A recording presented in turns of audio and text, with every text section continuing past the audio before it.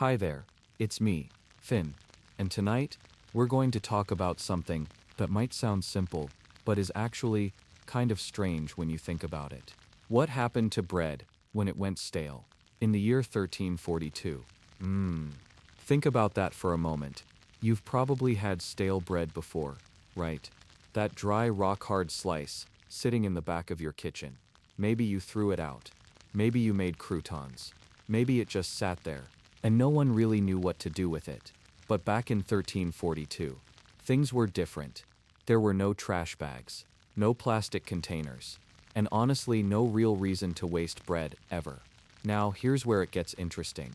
You see, in 1342, most people didn't have soft bread to begin with. Bread was often already, well, hard. It wasn't fluffy like today, and it didn't stay fresh long. Bread was life, and bread was a problem. So, what did they do with it? Let's start by subscribing. Good. Now let's begin the journey.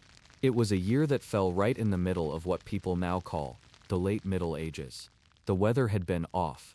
Rainfall was heavy that year, across parts of Europe, especially in places like England and northern France. Crops were struggling.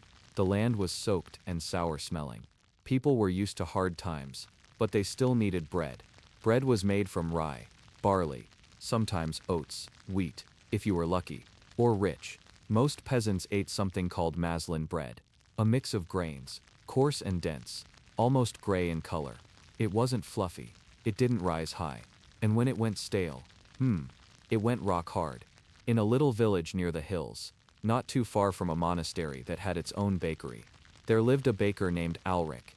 His hands were always cracked and dusted with flour.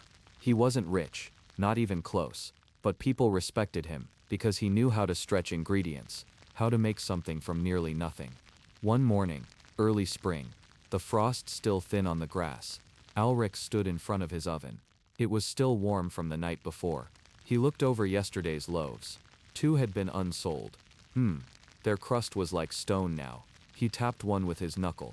Talk, talk, a sound not unlike wood. Talk. Normally he'd grind them down into crumbs, use them as filler in thick soups, or maybe offer them to the pigs behind the tavern. But not today. Today he was saving them for a stew.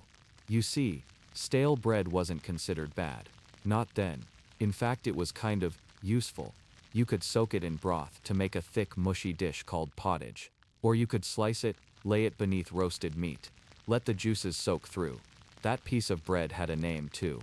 It was called a trencher. People didn't always eat plates. They ate their plates. Ah, Yes, that's right. In 1342, stale bread often was the plate. Once it had soaked in all the meat grease, onions, and spices, it was soft again. Edible. In fact, it was sometimes the best part of the meal. Can you imagine eating your dinner, and then eating the plate? Now here's something strange. If you didn't want the trencher, maybe you were full, or maybe you were a guest at someone wealthy's table, you'd leave it behind, and the servants would scoop up all the used bread trenchers, and give them to the poor, or to the sick, or to the pigs. Nothing was wasted, ever. But not every piece of stale bread got a second life. Some were ground down into flour again, especially the ones made of barley, or rye. It wasn't perfect. But when famine threatened, you did what you had to. Sometimes bread was dried on purpose, in ovens after baking. This made something called biscuit bread, which sounds nice, but really just meant twice baked. It lasted for months. Travelers loved it. Soldiers depended on it. It was tough, needed soaking, but it wouldn't rot. Hard to chew, but not deadly. Unless, of course, the bread had been stored wrong. You won't believe this, but in damp cellars, with not enough airflow, stale bread could develop something called St. Anthony's fire. It wasn't a fire. Not really. It was a sickness. It came from a mold that grew on rye, especially in wet years like 1342. That mold made people hallucinate, twitch, scream. Sometimes they'd lose fingers, toes, even their minds, and all because they ate the wrong kind of stale bread. Imagine that. Bread, the very thing meant to feed you, could also poison you. But people didn't know it was the bread. They thought it was a curse, or punishment from heaven. They prayed. They cried. Some begged the monks for a cure. That year, The monks at the abbey near Ulrich's village took to burning old loaves, afraid of the sickness spreading. But even as they tossed some into the fire, others were saved, dried, repurposed, or soaked back into life. Now, let's follow one loaf in particular, a round one, heavy, dark, made with barley and bits of ground acorn flour, stretched from a thin harvest, baked by Ulrich on a cold Tuesday. He sold one, the other stayed behind. By Friday it was stale. By Sunday it was hard as rock.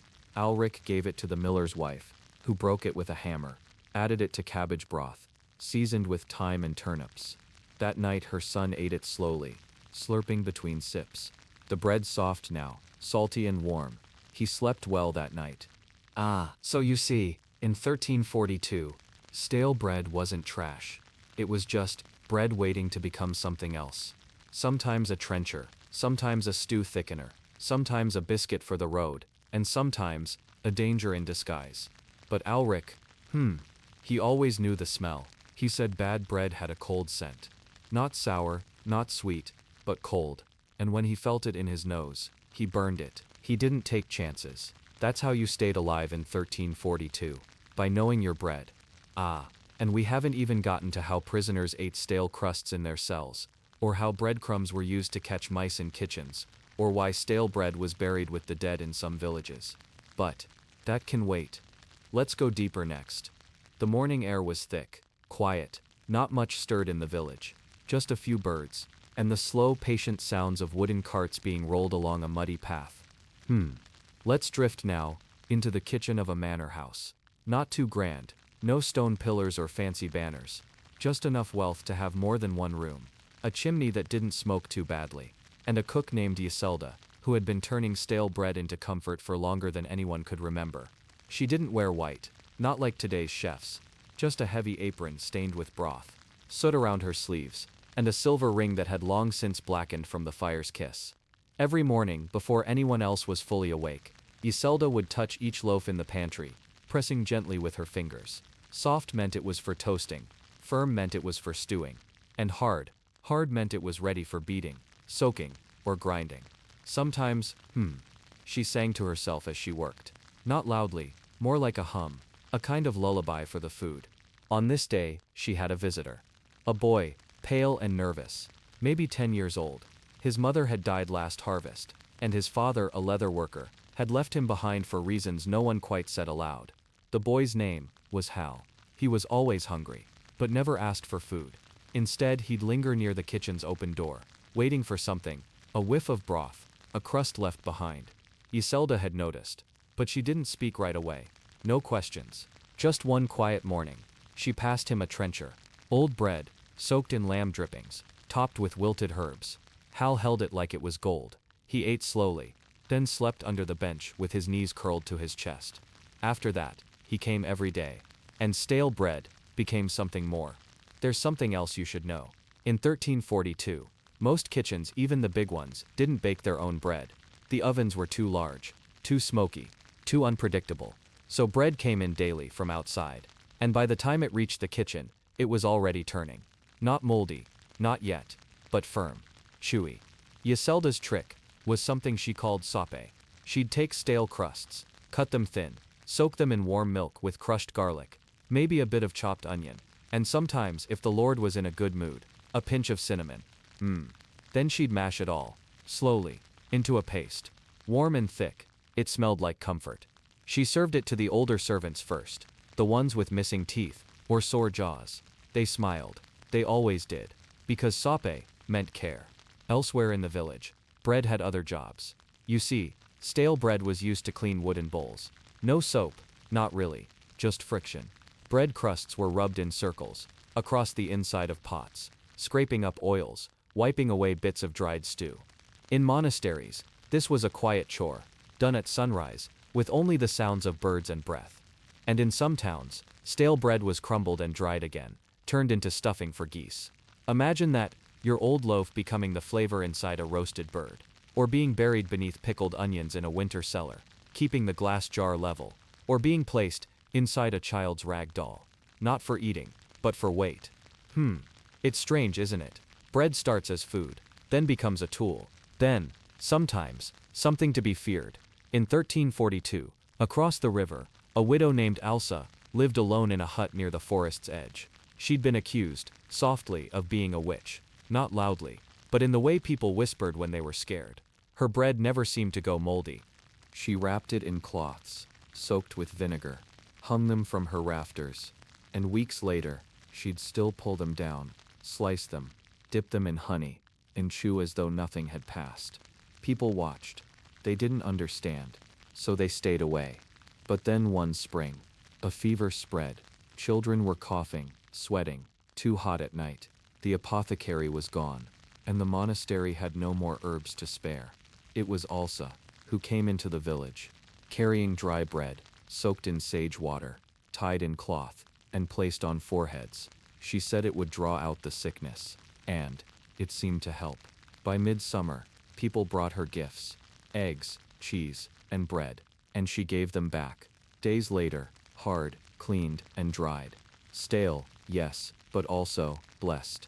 You see, in 1342, people still believed that food had moods. If you baked in anger, the bread would crack. If you stored it near bad thoughts, it would sour. And if you gave it away, with peace in your heart, it would heal more than hunger. Some stale loaves were never eaten at all. They were placed on windowsills, as charms. The crust would absorb spirits, some said, keep out the shadows that clung to rooftops after storms. In one house, an old woman named Merwin placed bread crusts in the attic rafters, not for mice, but for memory. Each crust belonged to a day she didn't want to forget. The day her daughter turned 15, the day the river froze, the day she walked to the edge of the forest and turned back. She marked them with little knots of thread, red for joy, blue for sorrow, white for rest. When she died, her grandchildren found the rafters full. No one understood, but they didn't throw them away. Instead, they buried them, one by one, in the garden, under the rosebush, the one that still blooms, even when snow falls. So when you ask, what happened to bread that went stale in 1342? The answer is everything. It fed the lonely. It healed the sick. It scared the fearful. It saved the careful. It cleaned the dishes. It guarded the night. It remembered the days. Not bad for something most people today just throw away. And we haven't even spoken of the bread baked by monks, or left on altars in silence. But that's coming. Let's keep drifting, gently now. There was a village, somewhere in the shadow of a broken tower. No one really remembered who built it. Maybe the Normans, maybe even the Romans. All that was left was a circle of moss-covered stones, and a quiet echo when you stood at its center. In this village, bread meant everything, but not just the eating part. They believed bread had a kind of memory. You see, every Friday, the baker's wife, Odalina, would take all the stale loaves from the shelves, the ones nobody bought, the ones that had gone a bit too stiff around the edges, and she'd carry them down to the stream, not to throw them away, but to float them. She'd whisper the names of villagers who had passed, who had died without proper prayers, or disappeared during the last raid, and she'd gently lower each loaf into the current, letting it drift downstream, softening in the water. Returning, she said, to the earth. No one stopped her. Even the priest didn't speak against it, because somehow, it felt right. Elsewhere, in the city, a crowded, coughing, clanging city, stale bread became more than just food. It became currency. Not officially, of course, not like coins or grain, but among the poor, among the street sellers, the candle boys, the washer girls. One good crust could get you a comb. 2, a comb and a bit of goose fat to shine your shoes. And in the right alley, behind the brewer's door, 4 slices of yesterday's loaf could buy a kiss you wouldn't want, and a bruise you wouldn't forget. There was a boy, named Tom. He had a sister named May. Tom was clever, quiet, knew how to read the cracks in stone, the rhythm of boots, the tilt of a guard's head. He collected crusts from behind the bakery, not stealing, just waiting for the discards. Then he'd soften them with warm ale from a spilled cask, roll them into balls, sprinkle them with salt, and sell them as toothcakes. Old women bought them, said they helped with pain, said they reminded them of when their husbands still had teeth.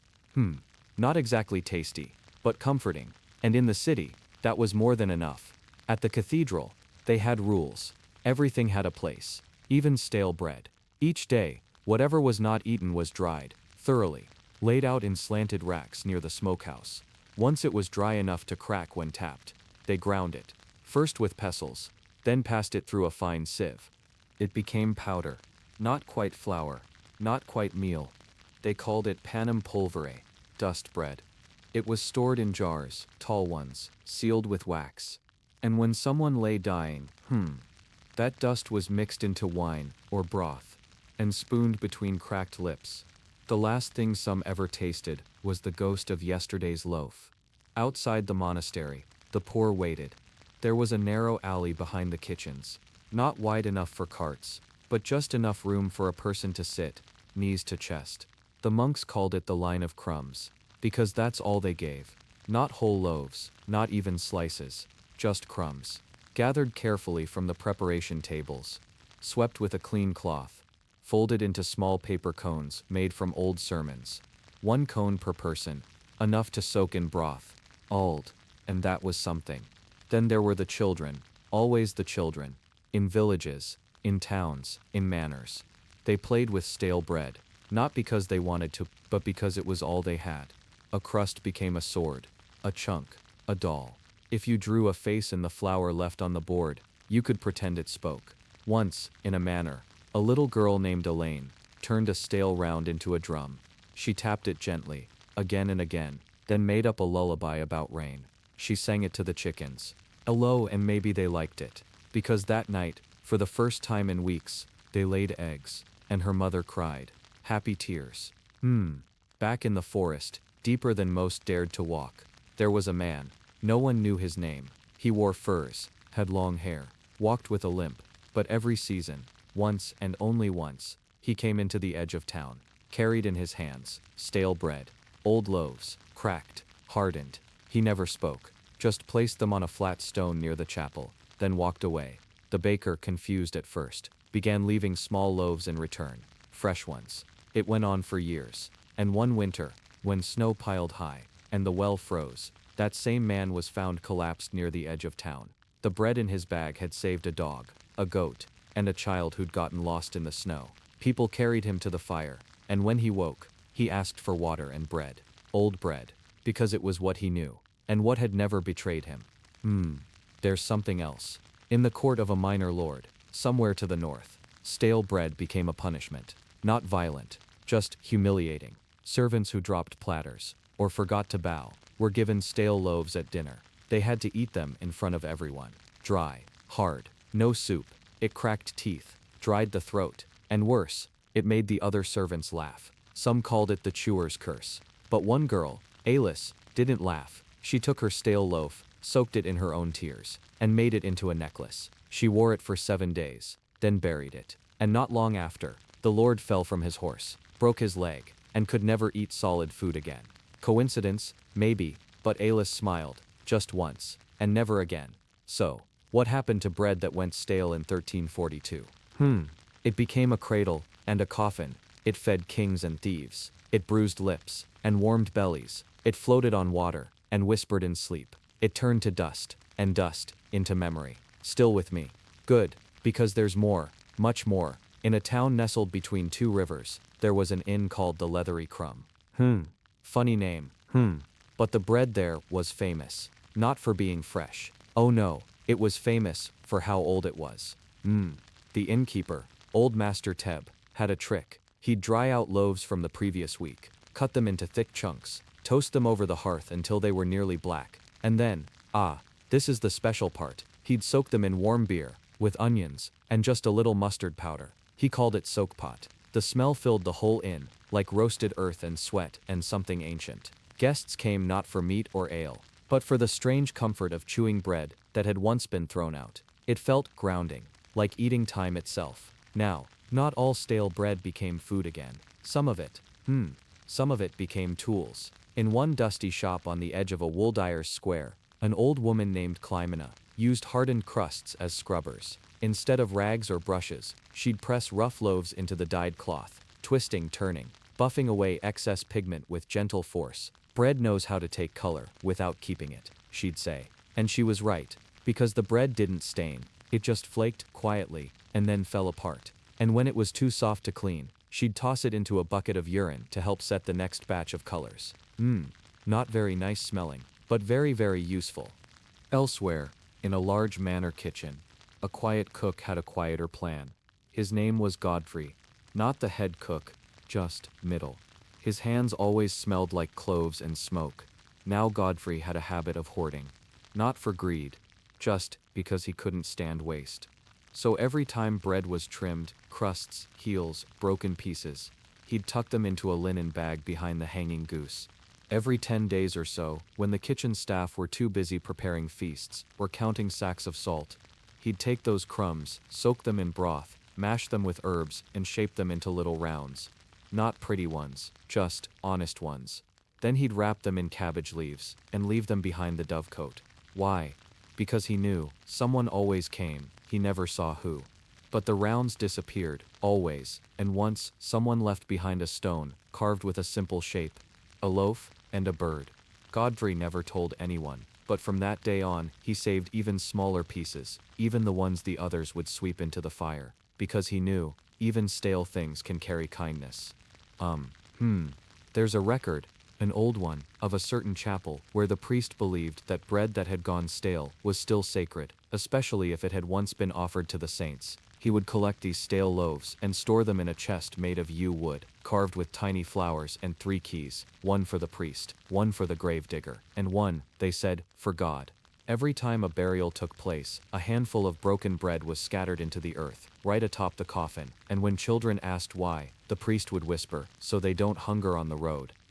Some found that silly. Others, and even those who didn't believe, would sometimes leave a crust beneath a stone, just in case. Now, in a fishing village along the coast, with gulls screaming above and salt always in the air, stale bread had a different life entirely. Every morning, the fisher folk, wrapped in damp wool and heavy cloaks, would take yesterday's loaves and crumble them into nets, not for bait, but for bartering. You see, gulls and other seabirds would flock to the nets, pecking, tugging, even dragging them toward the deeper tide. Why? Because the fish followed the birds. Where the gulls went, the fish stirred below, and when you needed to bring the herring in, that movement was everything. They called it casting crumluck. Did it always work?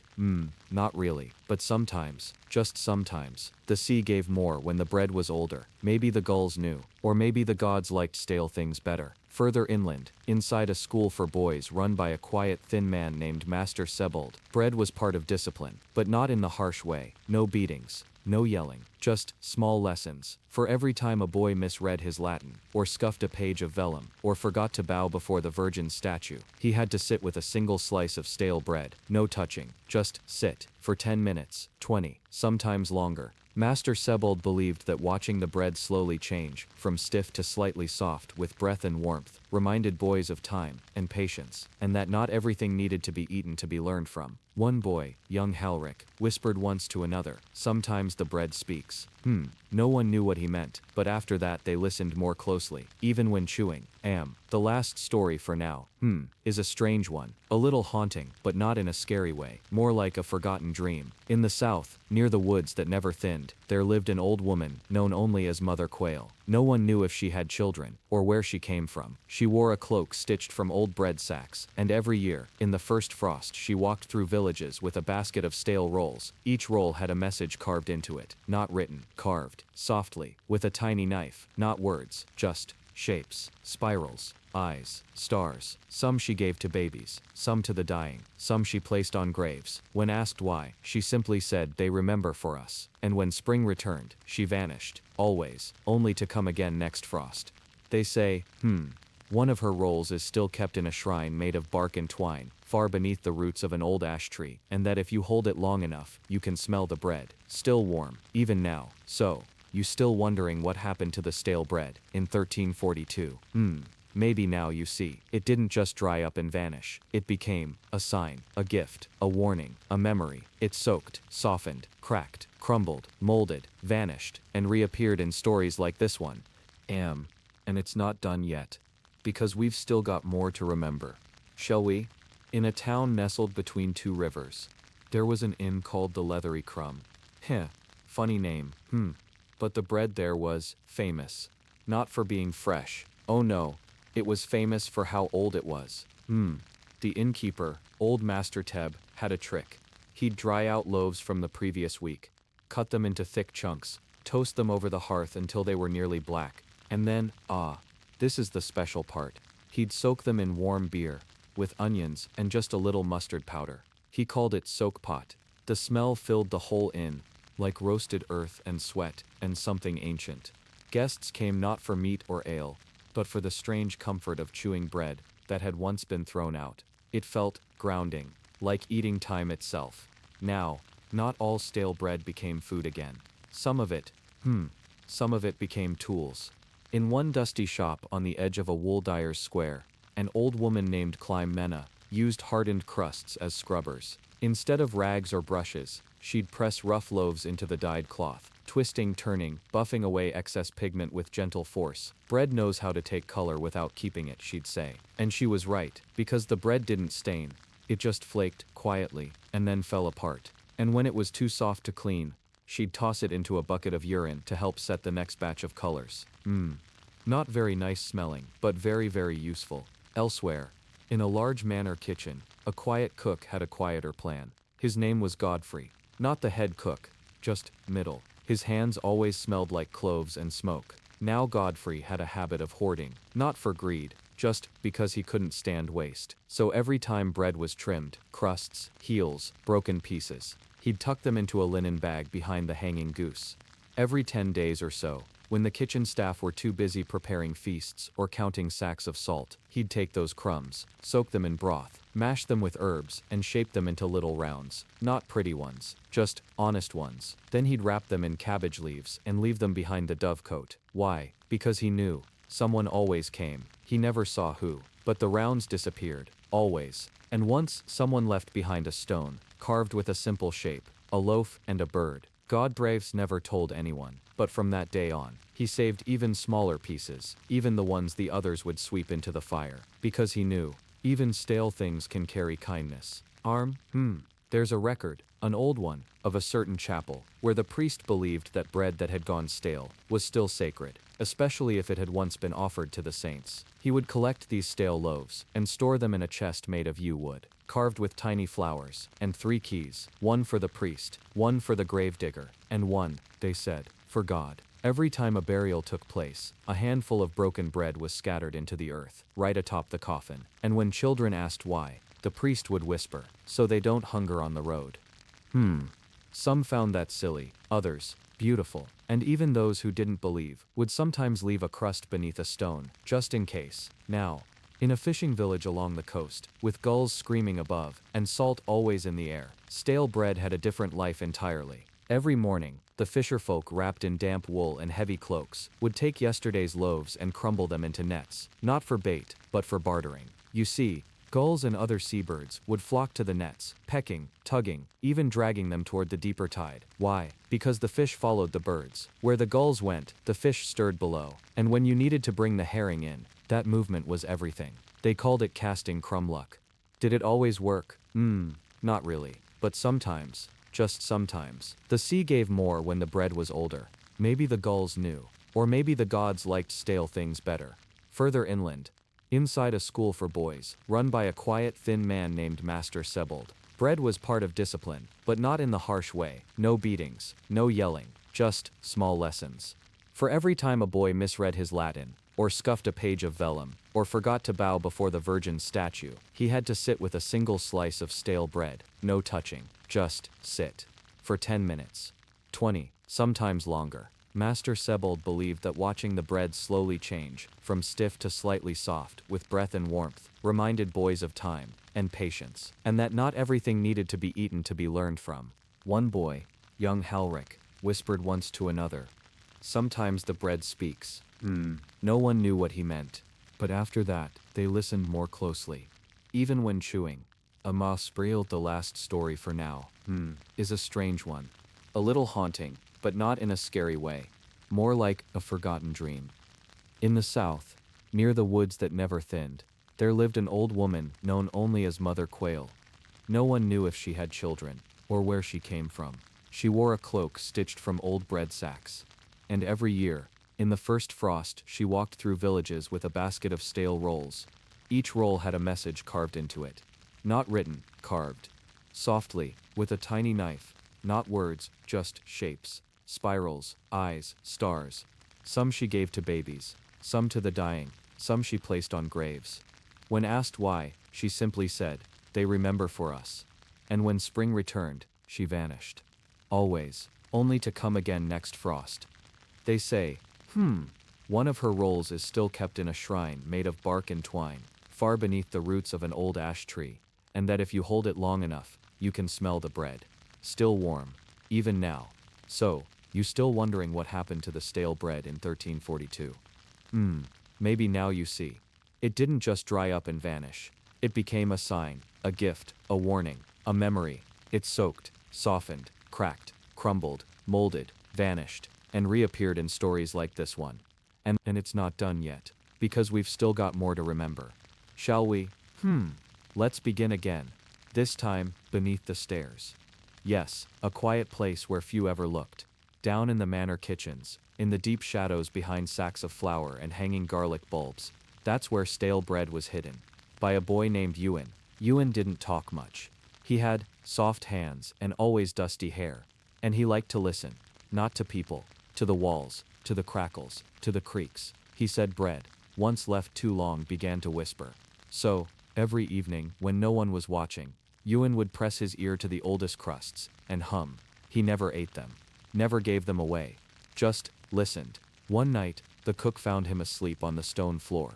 A crumbling loaf clutched to his chest. She didn't wake him. She just watched him breathe. In, out, slow, like the bread was still warm. Far north, in the hills where fog clung to the trees like wool, there lived a tanner named Eelric. Eelric was rough, grumpy, always smelled of boiled hides and old vinegar. But he had a soft spot for bread, especially stale bread. He'd save it, store it, let it get harder than his boots, and then he'd soak it in deer fat, grind it up, mix it with pine ash and herbs, and rub it into the leather. He said it made the boots kinder, the belts quieter, even the gloves softer. No one believed him, until they touched the things, and yes, there was something, a warmth, like the bread remembered being held, and passed that memory on to the leather. In a little fishing village by a crooked bay, there was a woman named Betheldo, who made candles, not from wax, but from crumbs. Crumbs melted down with tallow and old goose oil, stirred slowly in iron pots, until the smell was thick and heavy like bedtime stories. She'd pack them into little clay molds, and let them sit. When they burned, they didn't flicker, they glowed, steady, soft, and people said they smelled like soup in Sundays. Betheldo called them breadlights. She made them only in winter, only when the wind whistled through the gaps in the wood, and she never charged a coin. Bread belongs to sleep, she said. Perhaps she was right.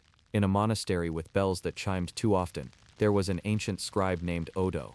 Odo was blind, but he still wrote, with ink made from soot and stale rye bread, soaked in wine and strained through cloth. The ink was thick, almost dusty, but it held to the page, and when read by candlelight, the words shimmered just a little. The other scribes asked why he used bread. He said because bread doesn't forget, and because, sometimes when he touched the page afterward, he could smell supper. Somewhere near the marshlands, there was a shepherd boy named Hal. Hal didn't like people, but he liked ducks. Not to eat, just to watch. He said they waddled like old bread loaves. One spring, he noticed something odd. He threw a piece of stale crust into the muddy pond, and it didn't sink. It floated. Not just floated, it drifted slowly, gently. Crust boats, tiny ones, carved and hollowed, and shaped like little shoes. He set them on the water, and waited. Hours passed. Nothing happened. Then, one day, a duck nudged a crust, then sat in it. Just for a moment, then hopped out. Hal laughed so hard he dropped his lunch. The next day, there were 5 ducks and 10 crust boats. He never told anyone, but he kept making them, until the whole marsh looked like a bakery afloat. In the deep cellars of a castle, where wine slept in barrels and air barely moved, there was a woman named Luz. She was in charge of the spices, but her secret, she aged bread like wine. She took stale loaves and tucked them into cloth sacks filled with rosemary and dried oranges. She kept them sealed for months, sometimes years, and when she opened them, the bread was not fresh, but fragrant, softened just slightly. She served it in slivers, thin as paper, to nobles who had grown bored of everything else. They called it ghost toast, delicate, strange, gone in a blink, but unforgettable. In the hollow of an old oak tree outside the town of Crail, children left bits of stale bread every Thursday. No one knew who started it, but it kept happening. Some said a witch lived inside the tree, others said a spirit, a baker from another world. And one day, the bread stopped appearing. Not because the children stopped bringing it, but because the tree no longer returned it. No crumbs, no smell, just silence. What did that tree do with stale bread? No one knows, but it stopped creaking. And some nights, when the wind passed through the branches, you could hear the tiniest laughter. Ah, there's more, always more, like in the library of St. Elwyn's, where pages from burned books were repaired, using thin pressed sheets of stale bread. Yes, bread parchment. They ironed it flat between stones, trimmed the edges, and wrote right on it with egg-white ink. Those pages felt soft, almost alive, and when read out loud, they crinkled, just slightly, like someone was listening back. And somewhere, in a tavern no longer standing, two lovers carved their names into an old loaf. Not wood, not stone, bread. They dried it over the hearth, dipped it in wax, and kept it for 40 years. When they died, the loaf was buried with them, and some say, it never crumbled. You're seeing it now, aren't you? How bread, even when forgotten, hardened, left behind, still lived, still meant something, still whispered stories we've barely begun to understand. And tonight we go deeper, quieter, closer to the truth behind what it really meant when bread went stale, in the year 1342. Close your eyes, let's drift into the next dream of crumbs. The fire is lower now, just embers. Good. This part is best told in low light. Do you remember the village of Larton, that crooked little place, with roofs like bent books, and chimneys always coughing? Well, in 1342, Larton had a baker named Griselda. She only baked once a week, and only at night. She said bread rose better under the stars. But, more than that, she said stale bread dreamed better. No one understood what she meant, until they tasted it. See, Griselda didn't sell her bread fresh. Never. She let it sit, days, sometimes a week, wrapped it in linen, placed it in a cool stone box under her floor, and when the time was right, she'd bring it out, slice it, and serve it with hot milk and honey. And people swore. They remembered dreams they hadn't even dreamed yet. One old man remembered his future wedding. A girl saw herself knitting by a fire she'd never owned. A priest remembered a prayer that hadn't been written yet. Griselda only smiled. Bread stores time, she whispered. And that made people quiet. Very quiet. Now, drift far away with me, to a monastery at the edge of the sea. The wind always howled. The gulls cried like ghosts. But inside, it was calm, so calm. There, Brother Alwyn had a recipe. Not for eating, for listening. He'd take the hardest crusts, blackened, cracked, nearly stone, and tap them together gently. Clack, clack, clack. And then he'd hold the crust to his ear, he said. They echoed, like tiny caves. He claimed each loaf held the sound of its last supper. The laughter, the warmth, the silence after the last bite. Sometimes, he said, he heard crying. Sometimes, lullabies. He wrote nothing down, just listened. And after he died, the monks found his room filled with bread. Just bread, stacked neatly, labeled, softly humming in the wind. Ah, do you hear that? Carts creaking, wheels crunching on gravel. That's the traveling trader, Marith. She went from town to town, not selling new things, but old bread. Yes, crates and crates of it, from every region. Each loaf with a story. This one, she'd say, baked by a girl whose father never came home. This one, dropped in a river, dried by a fire, eaten by a poet, thrown back up. And she'd laugh, just remembering. She believed that stale bread carried secrets, and the only way to learn them was to break the bread and listen. Not with ears, with your heart. Long break. There was once a lonely knight. Not famous, not brave, just tired. He wandered forests and battlefields, never settling, but he carried a sack, always. And inside, bread, old, cracked, quiet. He said it reminded him of peace, of kitchens, of hands. He never ate it. He just held it, warmed it in his hands on cold nights, smelled it. And when someone asked why, he said, "It's the last thing my mother gave me." In that moment, everyone understood. Somewhere in the city of Dunford, the Thieves' Guild had a rule: no stealing bread, even if it was old, especially if it was old. Bread is memory, their leader said, and memories should not be taken. They used stale crusts to seal their packs. They carved symbols into them, pressed them together with wine, and left them on rooftops. If the crust was still there the next morning, the pact held. If it was gone, someone had broken it. You'd think people would forget bread, but no, not even the stale pieces, maybe especially not those, because stale bread lingers. It doesn't ask to be eaten, it asks to be understood. There was a village where a girl named Tilda could smell lies. Yes, lies. They made her sneeze, made her ears ring. She didn't like people, but she loved bread, especially stale. She'd carry a loaf with her everywhere, and whenever someone tried to lie to her, she'd squeeze the crust, crack it. If it snapped, they were telling the truth. If it bent, they were lying. No one believed it, but no one dared lie to her either, just in case. Somewhere else, in the southern dunes, travelers buried stale bread in the sand, before sleep, not to hide it, to thank it, because they believed the bread had carried their hunger for them, like a shield, and by returning it to the earth, they gave the memory of that hunger, peace. And on the cliffs of Windmere, where sea spray painted the rocks white, there stood a school, but not for children, for crows. Yes.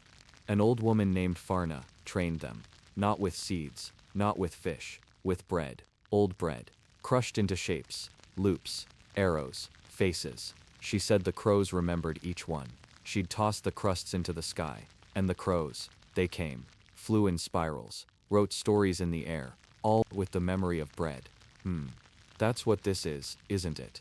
A story carved from crusts, baked from silence, shared in shadows, and you're still here, following each crumb, each whisper, like the stale bread of 1342, still has something left to say. And oh, it does. So much more. Let's go deeper, quieter. Next, let's drift to the halls of hunger, where bread went missing, not from waste, but from ritual, a part of something sacred, something still echoing beneath stone. It's quieter now. The moon's curled into a cradle, the fire's little more than breath, and the stale bread, it's waiting. This time, we begin inside a chapel, small, cold, always damp, not because the walls leaked, but because time moved slower there. In this chapel, bread wasn't eaten, it was offered, not to God, but to silence. The priest, Father Emmerich, was a gentle man with broken shoes, and a voice that never rose above a whisper. Every Sunday, he took the oldest loaves, not moldy, not rotten, just weary, and placed them on a low stone altar in the crypt. No candles, no hymns, just the sound of his breath, and the soft placing of bread. No one really knew why, until a boy followed him one evening. The boy hid behind a column, knees shaking, unsure of what he'd see, but all he saw was Father Emmerich placing the bread gently, then kneeling, resting his head on the altar, and listening. He didn't speak, he didn't move, just listened, for over an hour, and when he rose there were tears in his eyes. The boy never told anyone, but the next week, he brought his own loaf, stale, cracked, and left it at the altar too. In another place, far across the fields and over the ridges where wind always wandered, there was a miller named Tomas. Tomas couldn't bake to save his life. His bread turned out lumpy, flat, always stale before sunrise, but he loved it. He'd sit by the oven, watching it slowly harden, humming songs his mother used to hum while brushing the flour from his hair. He never sold his bread. He fed it to the river, one slice at a time. He'd stand at the edge, toss it gently in, and say, "Take this, and remember us." He believed the river remembered every bite, that every fish carried stories in its scales, and when he grew old, and couldn't walk anymore, his grandson took over, and still fed the river, crust by crust. Ever heard of stone soup? Well, in the town of Valak, they had something called memory stew. It was made with stale bread, only bread, but it had to be from different houses. One crust from the blacksmiths, one heel from the tailors, one end from the inn, mixed in a big pot with hot water and rosemary and served during storms. People said, when eaten you could taste each home, the fire in the hearth, the songs sung at supper, the laughter, the loneliness, all soaked into the crust. And when the stew was gone, the town felt closer, like they had shared something real. There was an old widow named Malin, who lived in the Orchard Hills. She never left her cottage. Not since her husband passed, but every week, she placed a stale roll on the stone wall beside her gate. Always the same spot. And every week, it disappeared. Some thought it was birds. Others, a fox. But one winter evening, a traveler saw what took it. A small boy, shoeless, thin, and smiling. He didn't speak, just took the roll, bowed his head, and vanished into the trees. Malin never asked where he came from. She just kept baking, and letting it go stale. Let's drift deeper, to a castle with no name. A forgotten place, where even echoes feared to linger. Inside that castle was a room, sealed tight with iron bolts. And inside, stacks and stacks of stale bread. Each loaf labeled, each one a record. Because this castle was once a court. Not for kings, but for memories. People would come and speak their story while holding a loaf. And once spoken, the loaf was never touched again. Just placed in that room. Because stale bread, they believed, could trap sorrow. So it wouldn't follow you home. Strange, isn't it? All this bread, not eaten, but used, remembered, preserved, cherished, like it was more than food, more than crust and crumb, like it was a friend. Do you know of the Whispering School? It's not marked on maps, but it's real. Somewhere in the far hills, where owls blink slow, and the moss grows thick, children were sent there. Not for discipline, but for gentling. Yes, to quiet the wildness in them. And there, every lesson was taught with bread. Not fresh, stale, old. Because old bread teaches patience, the headmaster said. Children would hold loaves while reading, while writing, even while sleeping. The bread became soft in their hands, and the children, soft too. They said their dreams were full of warm kitchens, even if they had never known one. Let's not forget the Festival of Crumbs, held once a year in a quiet village called Fernvale. Everyone gathered their old bread, nothing moldy, just forgotten. They broke it into crumbs, scattered it into the fields, and sang, not loudly, just soft humming. The farmers believed it helped the soil remember kindness, that every seed would grow better with the memory of warmth above it. And that, might just be true. There was a poet once, no one remembers his name, but his quill, he dipped it in ink, and scraped it across thin sheets of stale bread instead of parchment, wrote verses that only lasted a week before crumbling away. But that was the point, words that were meant to disappear.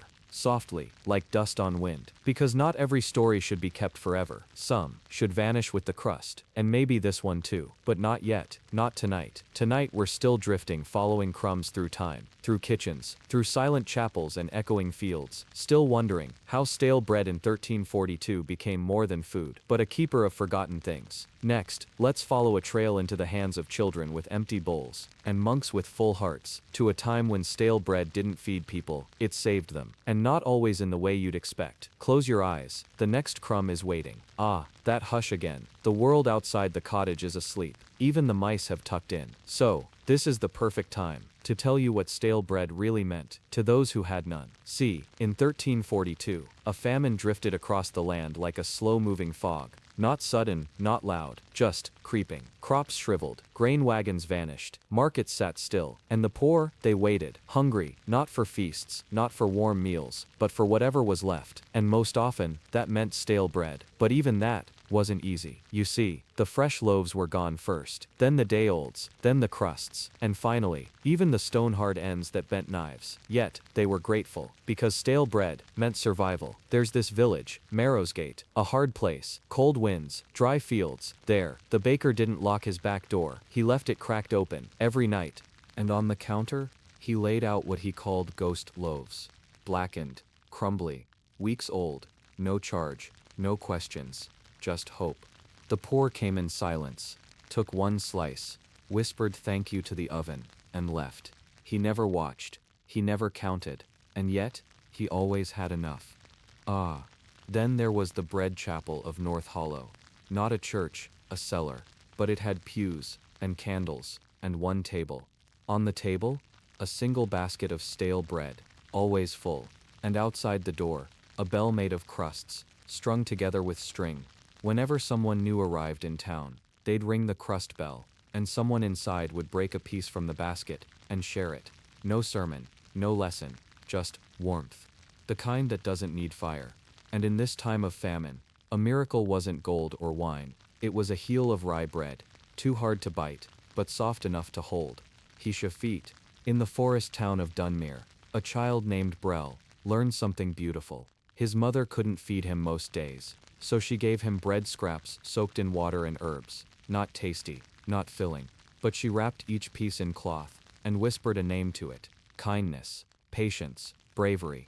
And when Brel ate them, he believed, just for a little while, that he was those things. He grew up thinking stale bread held magic. And maybe it did, because he became a healer, a good one. And every person he helped, he gave a small crust to, wrapped in cloth, whispering a word, just like his mother.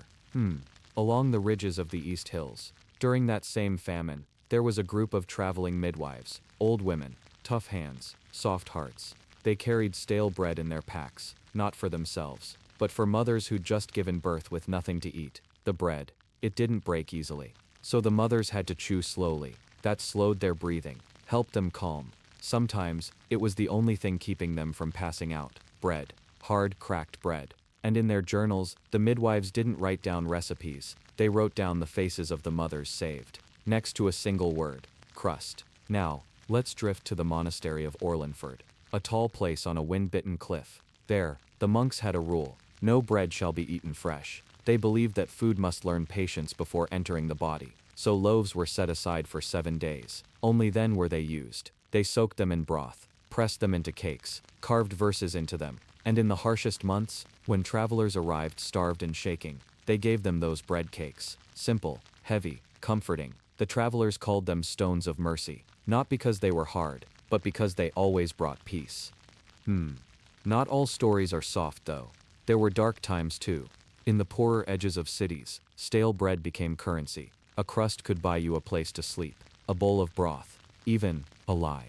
Children traded them like treasure. Some had names for the kinds: the sleepy corner, a crust that made you feel full for longer; the jawbreaker, a heel so tough it took an hour to chew; and the whisper, a rare one, small but smelled like home. And then, there was the woman named Jorah, who ran a boarding house for orphans. She never had enough, so she taught the children how to soften stale bread with thoughts. She called it mind chewing. They'd sit in a circle, hold the bread, close their eyes, and imagine it fresh, steam rising, butter melting, and when they bit, sometimes, it really felt soft. And even when it didn't, they still smiled, because imagination filled what flour could not. Somewhere, beneath all this history, beneath all the facts and flour and faded ovens, is something real, something warm. That stale bread, that forgotten bread, kept people alive, not just their bodies, but their spirits. It gave them pause, time, ritual, hope. So when we ask, what happened to stale bread in 1342? The answer is this: it became everything. A healer, a listener, a comforter, a witness, a quiet holy thing. Passed from one empty hand to another, never complaining, never asking for anything more than a mouth to soften it, or a heart to hold it. Next, let's go to the town where bread was never thrown away, not even by the dogs, because it was believed each loaf had a soul, and even stale souls deserve to rest gently. You still here? That's lovely. Because this part is special. Tonight, I'll take you to a village that didn't believe bread was just food. They believed it had a soul. Yes, even when it went stale. Let's go there now. It's a quiet village, nestled in a crescent-shaped valley, known only to a few, and remembered by even fewer. They called it Brimblewilt. In Brimblewilt, bread was treated almost like a person. You never cut it without asking, never dropped it without apology, and you never ever threw it away, even when it was hard as stone, because they believed each loaf carried the breath of its maker, and the warmth of the hearth it rose from. In every home there was a bread corner, just a small shelf beside the fire, where loaves went once they'd gone stiff and dry, not to be eaten, but to be remembered. You see, families gave their bread names, not like Frank or Lucy, but names like Harvest Dawn, or Mother's Second Try, or Silent Supper. They carved those names into wood, placed beside the loaf, and when the fire cracked loud in the night, they'd say, "Ah, Harvest Dawn's speaking again." It was a strange comfort, knowing the bread was still with them, that it hadn't gone to waste, but instead, grown wise. At the village's edge, lived a woman named Sarah Mott. She was the bread keeper. Her job, to collect the oldest loaves each season. and carry them gently to the oven field. Not an actual oven, but a meadow where wildflowers grew in strange circles. She'd bury each stale loaf under a patch of earth, with a little dried thyme, and say, "May your crust rest easy." Then she'd light a small taper. No one ever went with her. It was private, even sacred. Why? Because the villagers believed those loaves still held the voices of the past. That dreams came easier, and winters felt shorter, when those voices were buried kindly. Then of course, there were the bread mourners. Yes, mourners. You see, if a loaf went moldy before it had gone properly stale, they called it a lost soul. It meant something had been rushed, a prayer skipped, a moment stolen. So the women of Brimblewilt would gather in soft robes and hum a low rolling sound as they wrapped the loaf in linen and burned it in a small clay dish near the well. Not punishment. Release. They believed mold trapped the soul in confusion, but flame set it free. Strange, isn't it? But oddly, beautiful too. How much meaning they gave to something most would forget. Let's drift now to the bread archive. Not in a castle, not a library, just a long barn with wooden boxes stacked high, each box labeled, and inside, a stale piece of bread wrapped in cloth. Hundreds of them, each tied to a story. The birth of a child, the end of a war, the first harvest, the last snow. Every moment important to Brimblewilt had a bread to remember it by. Why bread? Because paper burns, stone cracks, but bread, it stays if you let it dry slow. People visited the archive in silence, touched the boxes, never opened them, just listened, because they said, if you were very still, you could hear the bread breathing. Some loaves were over 30 years old, cracked, gray at the edges, but never dusty, because each month, the bread keeper dusted them with soft wheat cloth, and whispered the name again. First fire, last promise, rain that sang, and the village slept better, knowing those memories were safe. There's a story, a quiet one, about a boy named Harlan. He once stole a loaf from the bread corner of his neighbor. He didn't mean harm, he was just curious. He bit into it, cracked a tooth, and cried. Not from pain, but from what he felt. A wave of something heavy, sad, like remembering something you never lived. He returned it, whispered sorry, and from that day, he became the new bread keeper's apprentice. He understood then that stale bread carried weight, not in the mouth, but in the soul. And then there was the bread dreamer. No one knew her real name. She was very old, wore 10 shawls and walked with a stick made from kneaded willow. Each week she visited the homes of Brimblewilt, tasted a piece of their oldest loaf, and told them what dreams it held. One week, your bread dreams of wind through barley. Another, this one sings the song your grandmother used to hum. She never charged, never stayed long. But every time she left, people felt lighter, as though the bread had taken something from them and given something back. You see, in Brimblewilt, bread wasn't just the start of a meal, it was the keeper of endings too. Because when a person passed away, they weren't buried with jewels or words, but with a small piece of their very first bread, usually from when they were a baby, kept all that time, wrapped in cloth, quietly waiting. So when they left the world, they'd have something warm to carry with them, even if it had long gone cold. Strange, maybe, but also tender, very, very tender. So if you're still wondering what happened to bread that went stale in 1342, in places like Brimblewilt, it was loved, cherished, held close until even the wind forgot its name. But not the people. They remembered every crust, every crack, every crumb, held a life. Now, let's leave Brimblewilt behind and float toward another tale, where stale bread was turned into music. Yes, you won't believe how, but it's true. Close your eyes, listen close. There's a hum in the air, and it sounds like crust. Ready for something unusual? Tonight, we're going to listen. Yes, listen. Because this part of the story is about how stale bread became music. I know, how could something so hard, so still, ever make a sound? Well, in a village called Ringmere, where fog lingered all day and cobblestones always felt damp, the people had a secret. They didn't play harps, or flutes, or drums. They played loaves. Yes, stale ones. It started as most strange things do, with an accident.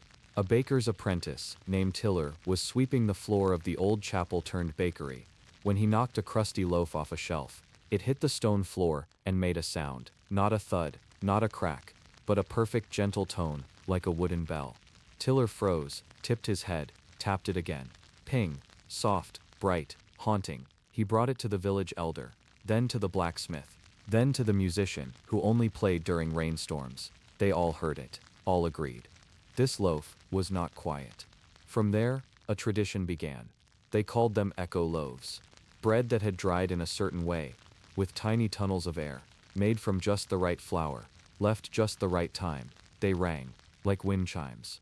So the people began experimenting, tapping them with sticks, hanging them from rafters, lining them along fences in different sizes. The sounds, eerie, but gentle. They didn't play songs, they played moods. The feeling of a long winter, or the hush after snow, or the moment before someone speaks. And every village had its own bread tuner, someone who knew how to bake loaves not to eat, but to hear. Ah, there was a girl named Elsha. She couldn't speak, not since a fever took her voice, but she could feel music. And her father, a flour miller, made her a set of 7 stale loaves, each with a note. He strung them across her window. When the wind passed, they sang. She listened, smiled, and when she smiled, her father cried, because he hadn't heard her voice in years, but now he could hear her laughter. In stale bread. And in the spring festivals, the villagers would gather in a circle around the bread ring. Dozens of hard loaves, shaped, dried and tuned, hanging from beams. Children would gently strike them with little wooden wands. The sound was like warm rain on glass. No melody, just peace. And as they played, people would close their eyes, letting the bread do what words couldn't. One man said, "It feels like the past is humming." There was also the crust choir. Now, don't laugh. It wasn't people. It was bread. Hundreds of crusts, all different ages and shapes, hung on strings. The wind blew through them, and if you stood very, very still, you'd swear. They whispered to one another. People brought their oldest loaves to the choir, not for fame, not for fun, but to let them sing, one last time. And on stormy nights, villagers said the crusts wept, not in sadness, but in memory. In Renmere, stale bread wasn't food or waste. It was sound. Memory turned to echo. And it had rules too. You never silenced a loaf before it was ready. Never broke one that still had a song. And above all, you listened. Not with ears, but with heart. One day a traveler came. He'd heard the rumors, didn't believe them. But as he passed through the village, rain hit the crust fences, and the sound stopped him. He didn't know the tune, didn't know the meaning, but he knew the feeling. It reminded him of a dream. Or maybe, a grandmother's hum. He cried without knowing why. Bought no bread, took no souvenirs, just stood in the mist, listening, until he was ready to leave. And the villagers smiled. That was enough. Let's not forget the Echo Loaf Maker's Code. It was never written down, only whispered, passed from flour-dusted hand to flour-dusted hand. The code said, bread that feeds the belly is good. Bread that feeds the silence is better. And it wasn't just humans who listened. Oh no, birds often landed on the bread rings, just to perch. Sometimes, they chirped in time. And the villagers said, that was the sky's way of joining in. Some loaves became so treasured. They were passed down, not as food, but as instruments, heirlooms of hush. One loaf, over 100 years old, belonged to the family of a cobbler named Fenric. Every winter, they'd place it on the windowsill and wait for the first snow to fall. When it did, they struck the loaf once and said, another year remembered. That's all, but somehow, that was everything. So, if you ever hear someone tapping gently on an old crust, don't laugh, don't ask, just listen, because in some part of the world, a stale piece of bread might still be singing, not loudly, not clearly, but enough to make your heart stop, just for a moment. Let's keep moving now, because next I'll tell you about the bread ovens that never cooled, where stale bread had to be reheated, not to be eaten, but to keep memories warm. Still awake, lovely. Let's go on. You're still here, good, because tonight, we arrive at a place where ovens never went cold, where stale bread wasn't discarded. It was warmed again, not to eat, but to remember. Let me take you to a village near the hills of Eldershire, a sleepy place, wrapped in soft fog and older than maps. The people here were known as the Warm Hands, not because of kindness, but because they tended the ovens, always, day and night, year by year. They believed stale bread wasn't finished, just resting, like an old thought, waiting to return. And so, they never let their ovens cool, not even once, even in summer, even in famine. Fire always burned. In each home there was something called a memory oven. Small, made of smooth brick, not used for food, used for feeling. When a loaf of bread went stale, it was placed on a wooden tray, draped in cloth, and gently slid inside the oven, just for a minute, only until it breathed again. Ah, the scent. It wasn't fresh bread, it was something older, deeper. A whisper of dinners past, of laughter in winter, of the way your mother once hummed without noticing. Just one warm breath from the loaf, and memories came flooding in. They didn't eat the bread after. No, they placed it on the table, let it sit in silence, and shared stories while it cooled again. It was a ritual, a remembering. Elders said, if you rewarm a loaf too many times, it starts to speak. Not with words, but with weight. Suddenly, someone would stop mid-story. Their voice would soften, and they'd say, did you feel that? Everyone would nod, because they did. Some families even had generational loaves, passed down for decades, not crumbling, because they were carefully kept dry, and warmed once each year. Always on the same day, always at the same hour, wrapped in linen, blessed with a soft sigh. One such loaf, they called it still hearth, was over 80 years old, hard as stone, but when warmed, its scent was so vivid, people said it reminded them of rain on warm wood. And when still hearth was placed in the oven, children stopped playing, dogs stopped barking, even the wind seemed to hush. It wasn't magic, but it felt like it. Now there were firekeepers. They weren't bakers. They didn't make bread. They just kept the memory ovens lit. All day, they used special wood, slow-burning pine, soaked in rose water and clove. Why? Because it made the flame gentle. No crackling, no roar, just a soft hum. The firekeepers didn't speak much, only in quiet phrases, like, it's time, or this loaf is ready. They wore wool gloves, not because of the heat, but to feel the warmth differently. They believed a bare hand stole memory, but a gloved hand gave it back. In the center of Eldershire stood the public oven, a grand one. Its door carved with old symbols, bread-shaped stars, rising suns made of wheat. Each week villagers brought their oldest loaves, and at dusk, the firekeeper of the week, always a child, would place each loaf inside, one by one. No words, just warmth. People stood in a circle, closed their eyes, and remembered whatever the loaf brought forward. Some remembered joy, some remembered sorrow, and some remembered people they didn't even know. Because stale bread was shared, and memory didn't always belong to the one holding it.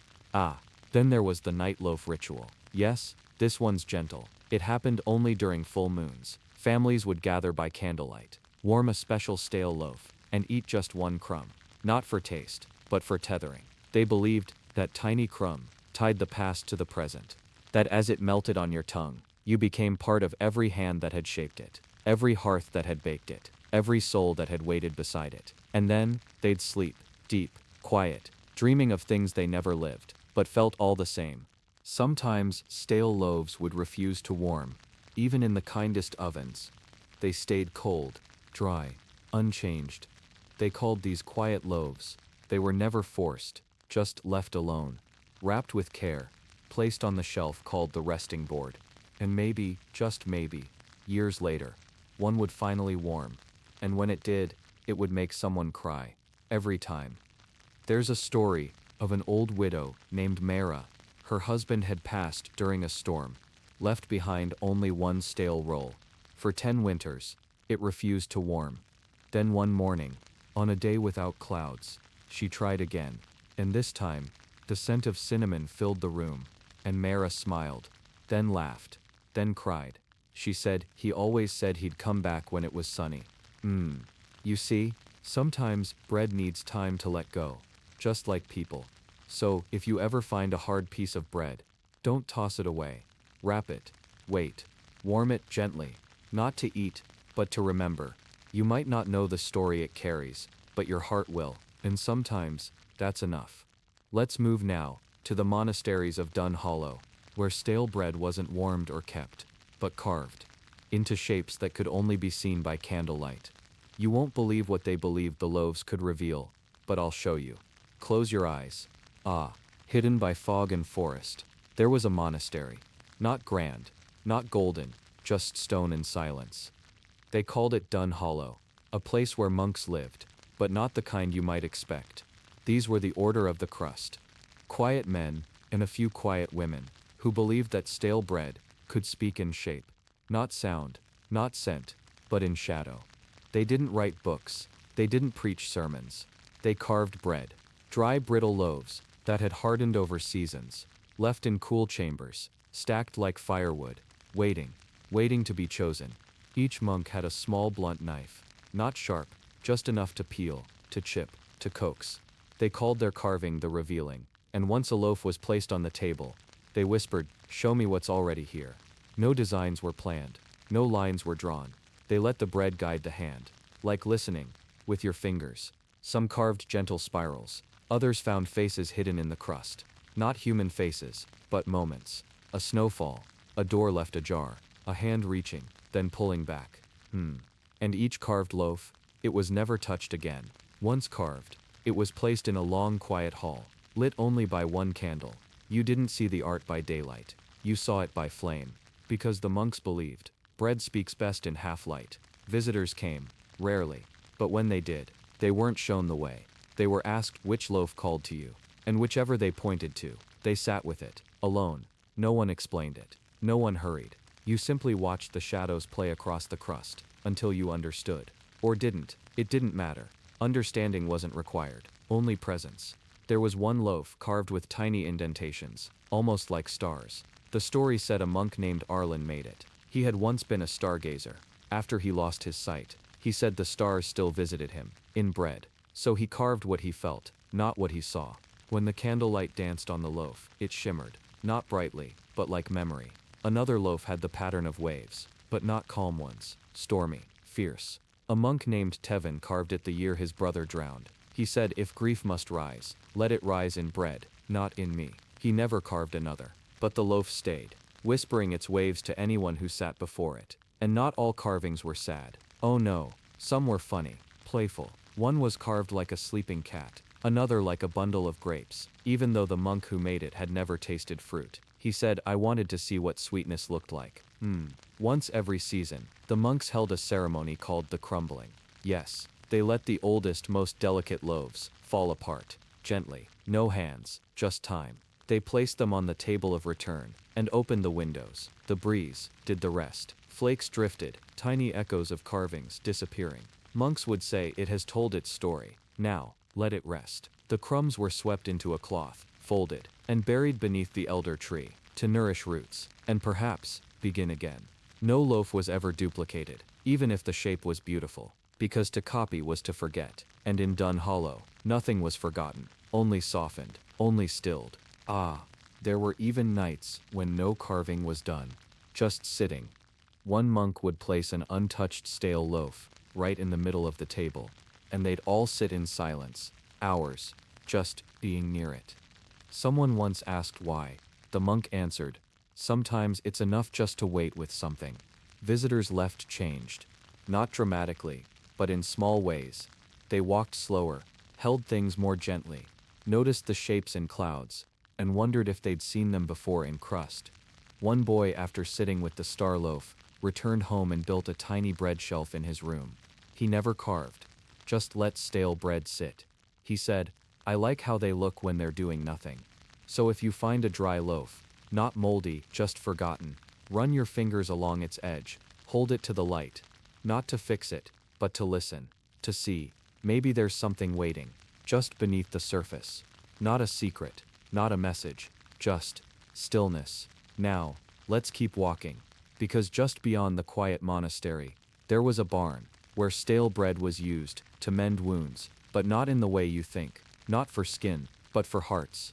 Let me show you how they did it. Come on, still with me. Good. Now, let's keep walking, because just beyond the quiet monastery, there was a barn, an old one, its roof patched with straw and shadow, wooden beams that groaned like tired knees. And inside, something strange happened. Stale bread was used to mend wounds, but not the kind on skin. No bleeding, no bandages. These were wounds of another kind, wounds that didn't show. The barn belonged to an old woman. Her name was simply Me. No one knew where she came from. She had no family. But the villagers said, she always arrived when someone hurt too much to speak. Not to fix them, not to ask, just to sit, with a loaf of stale bread, wrapped in a cloth as soft as dusk. They called her barn, the loaf room. No signs, no doors that locked, just a place that always smelled faintly of earth and flour. Inside, there were rows and rows of old bread, some flat, some puffed like pillows, some round like stones plucked from a stream. Each had a tiny tag, a name, or sometimes just a single word: gone, stay, quiet. Before, people came quietly, some with tears that hadn't fallen yet, some with laughter that didn't fit anymore. They didn't explain, they just chose a loaf, sat down, and held it. That's it, held it, for hours. Sometimes, no one watched, not even Mina. She'd be in the corner, weaving soft threads, humming something without notes, her presence, like warm fog.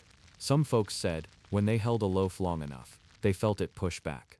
Not with force, not physically, but like a memory pressing softly against their palms. One young man, Tarrant, came after losing his mother. He held a loaf tagged Whisper, hard, small, shaped like a curled sleeping hand. After an hour, he placed his head on the table and slept. When he woke, he didn't cry. He just smiled and whispered, "Thank you," to no one and everyone. Some loaves went untouched for years. Mina said, they're waiting for their person, or maybe, their moment. She never rushed anyone. Not the bread, not the people. Children came too. Not just grown hearts. Little ones with tangled thoughts. Or sadness they didn't have words for. Mina would give them tiny loaves, smaller than fists, called piplings. She'd say, "This one listens best when you hum to it." And they did. Little hums, no songs, just warm sound. Sometimes, the children would leave drawings beside the loaf, stick figures holding hands, sun with 3 eyes, a house with smoke that curled into stars. She kept them all, folded neatly into a tin box, tied with twine. Now and then, a loaf would crumble, not from age, but from use. They were never thrown away. Mina had a ritual. She'd take the crumbs, wrap them in a dark green cloth, and walk them to the hill behind the barn.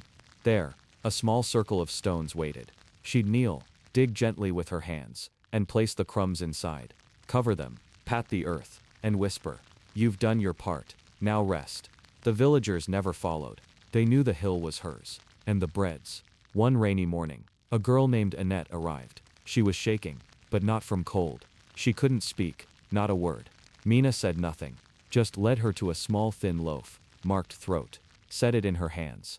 Annette stared at it, held it close, then placed it against her chest. Minutes passed, then hours.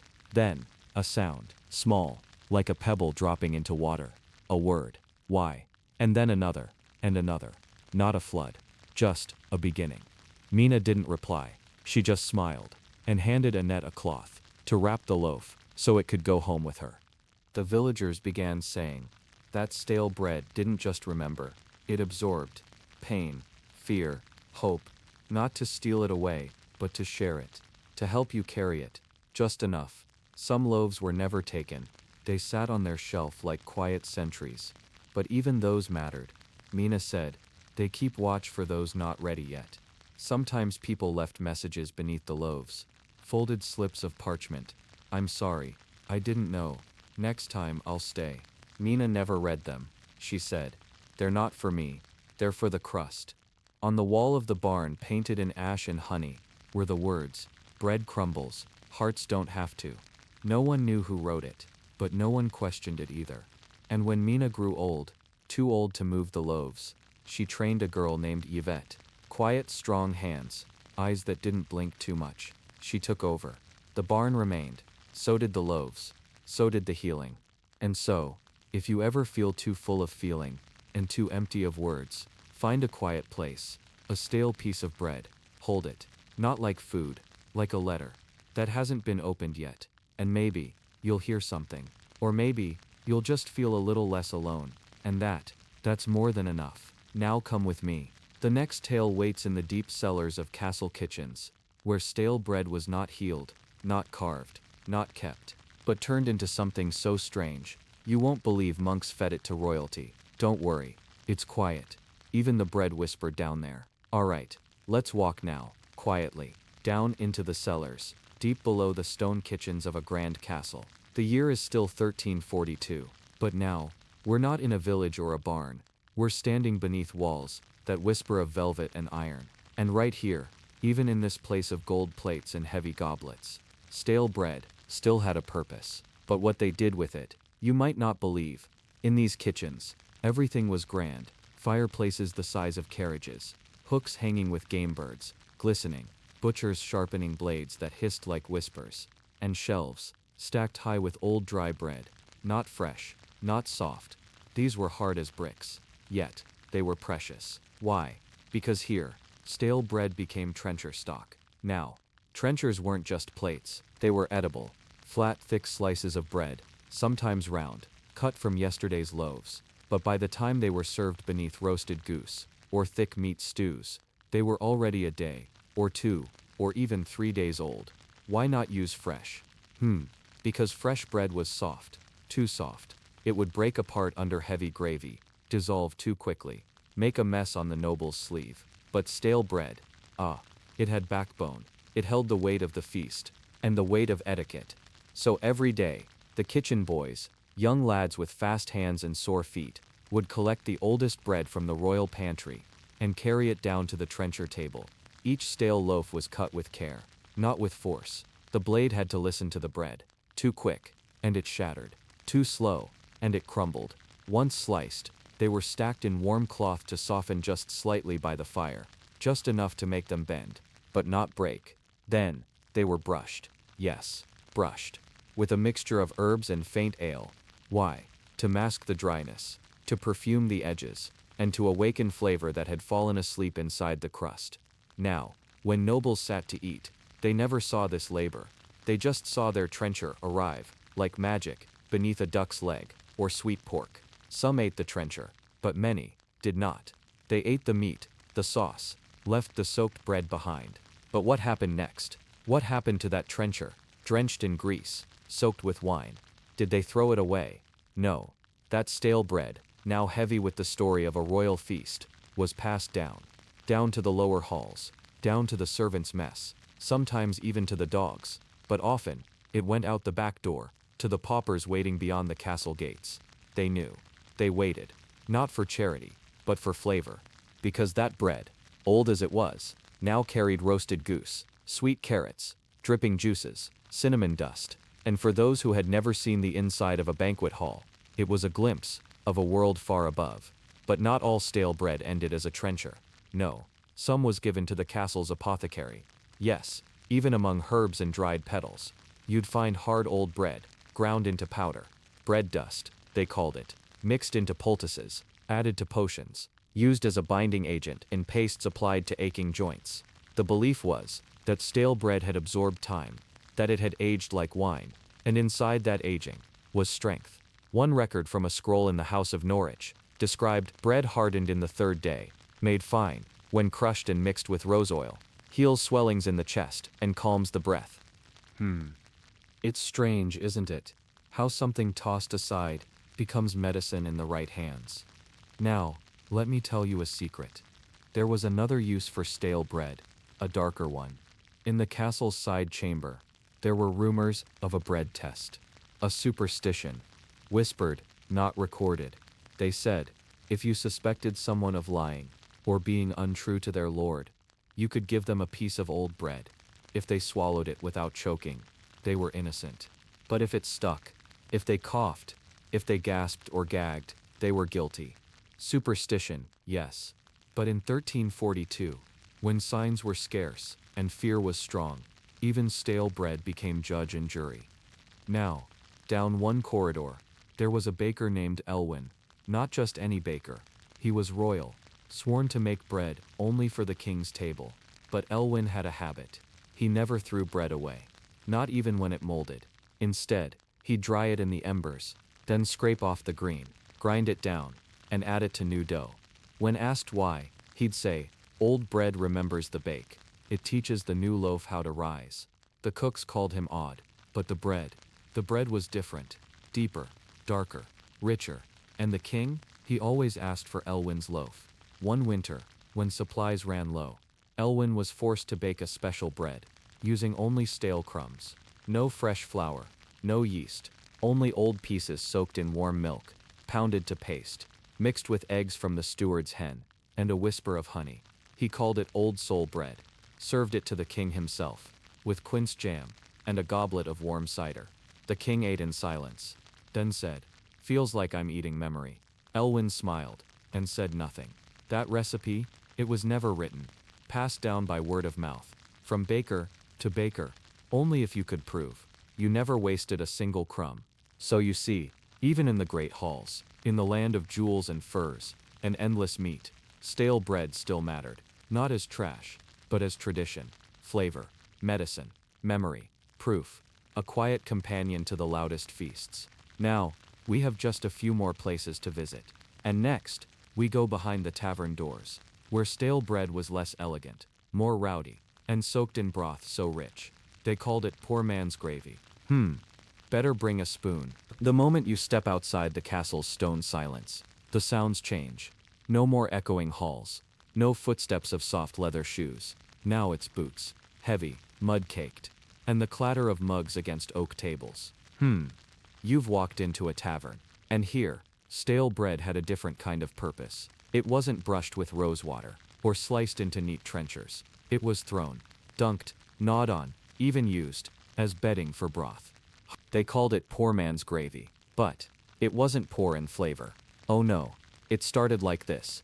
Take yesterday's bread, dry, cracked, hollow-sounding when tapped. Place it in a wooden bowl, then pour hot broth over it. Not rich stew, not royal wine sauce, but the runoff from boiled bones, onions, bits of root. The bread would soak, swell, soften, almost hum beneath the steam. That was supper, not just for one man, but for many. Each table held bowls like this, simple, warm, filling, and quiet in its comfort. People didn't just eat this bread, they leaned on it. After long days in muddy fields, or empty hands at the market, a tavern was the one place you could buy a bowl of something that reminded you just a little of a mother's kitchen.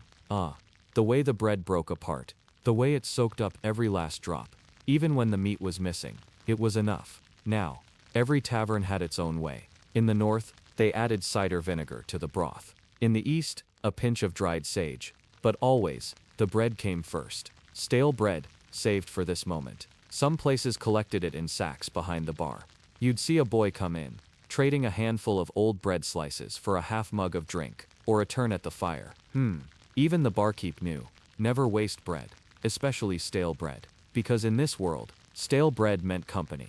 It meant heat, and sharing, and sitting close. One man, name lost to time, was said to have opened a tavern using only what he called ghost loaves. Nothing baked fresh, only stale bread, reheated, remade, repurposed. He soaked it in spiced wine and honey, baked it again, called it bread pudding of the moon, charged 1 copper a slice. Travelers said, it tasted like stories. Now there's one tale from a little village outside Coventry. A woman named Milda. She had no husband, no farm, only 2 goats, and an oven that didn't quite close all the way. Every market day, she'd gather stale bread from the merchants, cracked crusts, unsold heels, even moldy corners. She'd dry them near her fire, scrape the bad bits, grind the rest. Then she'd make something called porridge loaf.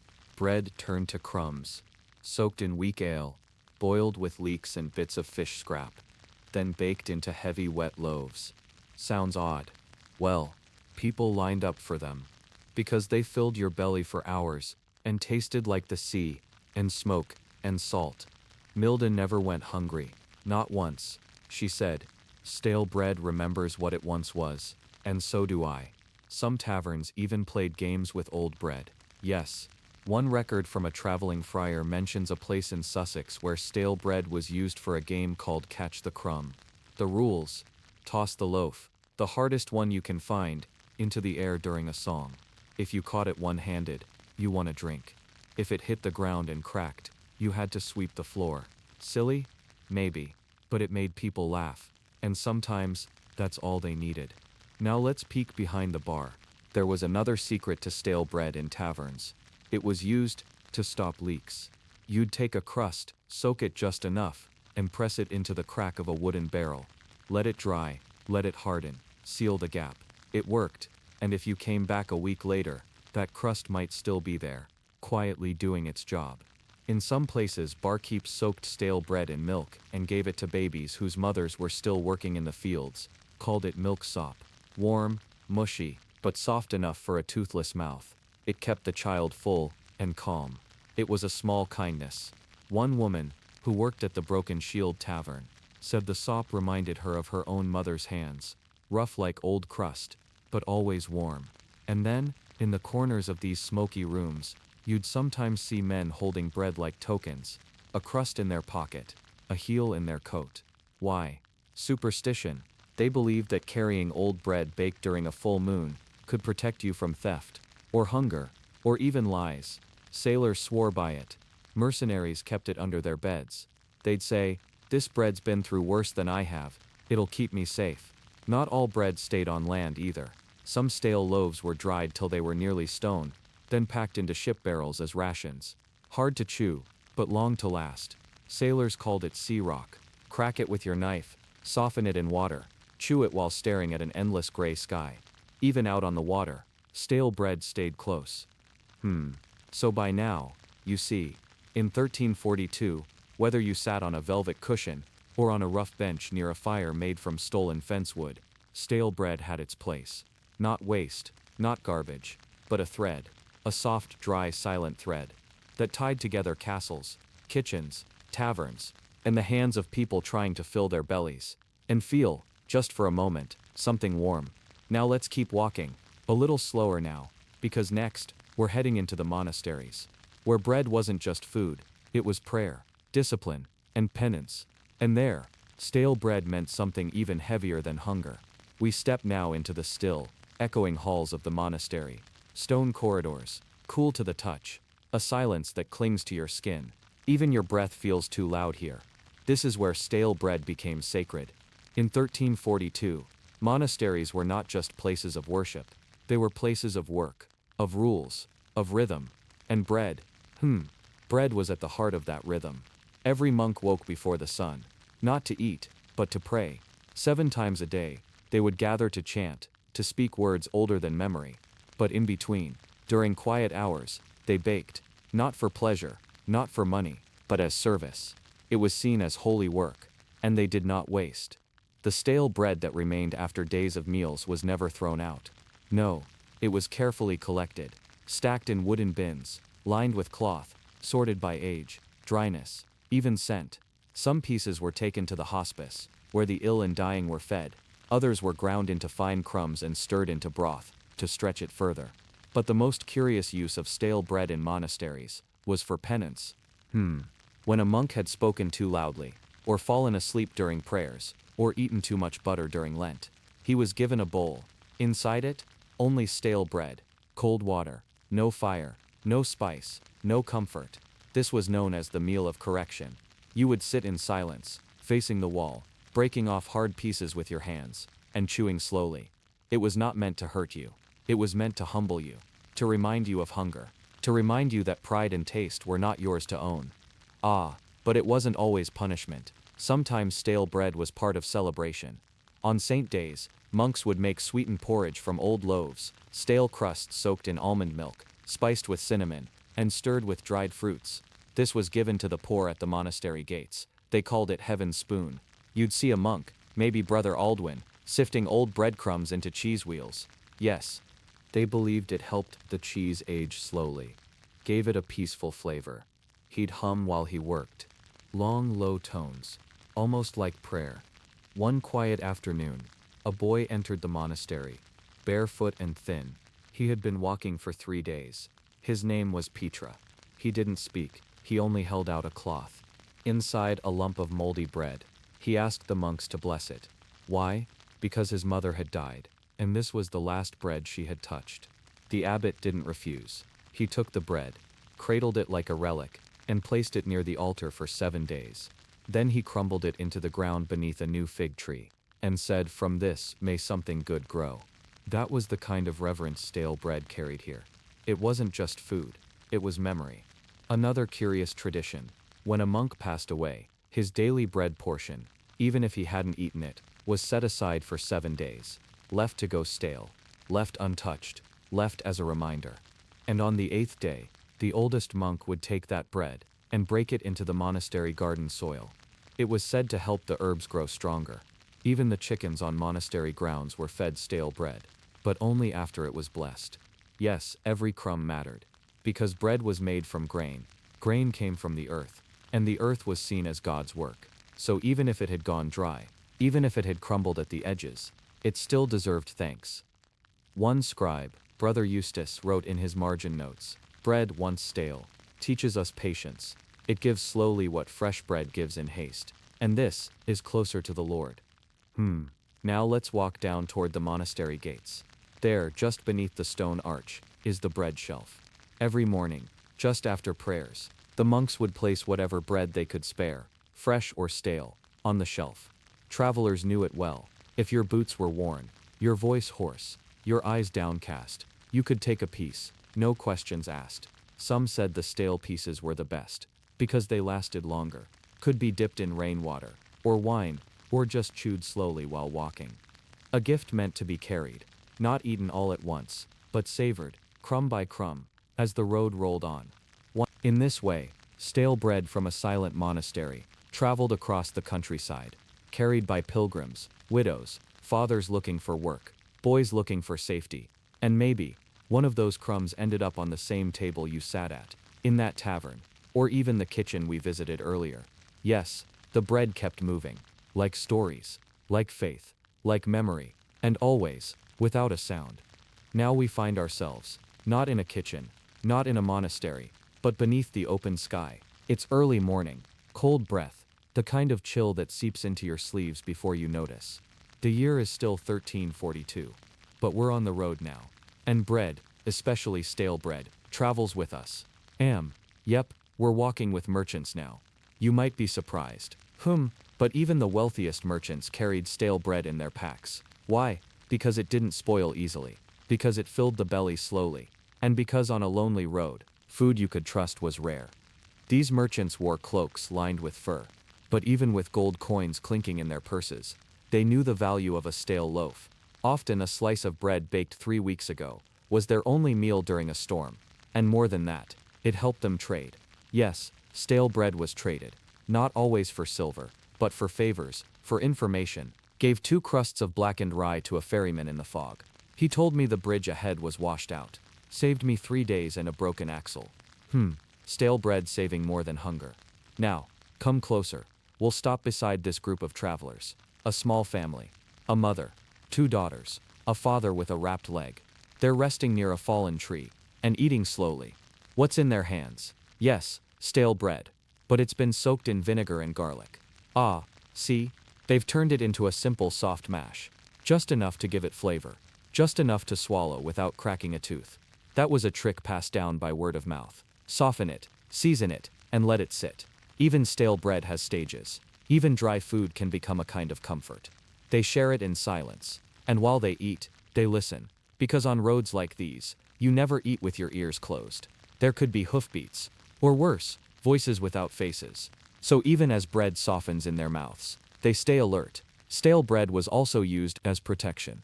Yes, it sounds odd, but travelers sometimes carried a small bag of old crusts to toss into the woods behind them. Not for people, but for animals. Wolves, wild dogs, even bears. Sometimes the scent of bread was enough to distract them just long enough for someone to escape. Isn't that strange? The same bread that once filled a belly could later protect the body itself. At night, travelers would huddle around small fires if they dared light one. The bread came out again. Stale, dry, cracked, but warm now. They'd place it on flat stones near the edge of the flame. Let it toast just enough to soften, not burn. And sometimes, just sometimes, someone would have an old onion, a sliver of cheese, maybe a slice of dried apple. A feast, no. But enough to feel human again. Enough to remember taste. And that mattered more than you might think. Now, let's move toward the coast. Because in 1342, the trade ships were busy. And on those ships, sailing from England to Flanders, from Italy to France, bread came too, but never fresh. Fresh bread didn't last at sea. What did? Yes, stale bread. Sailors called it ship's stone. Because it was so hard. Some even carved little designs into it, with knives, faces, crosses, letters. Because chewing it was too much work, they'd soak it in seawater, or ale, or sometimes just let it sit in their mouths until it softened like wet cloth. A ship cook, if he was clever, might crumble the stale loaves into soup. That soup had dried peas, salted fish, maybe some old cabbage if they were lucky. But the bread thickened it, made it feel real, made it feel like home. Just for a minute. And there were superstitions too. Ah yes, some sailors believed stale bread from the mainland was lucky if it was broken on the first night at sea. They'd toss half into the waves, and eat the other half in silence. It was their way of keeping land close to their hearts.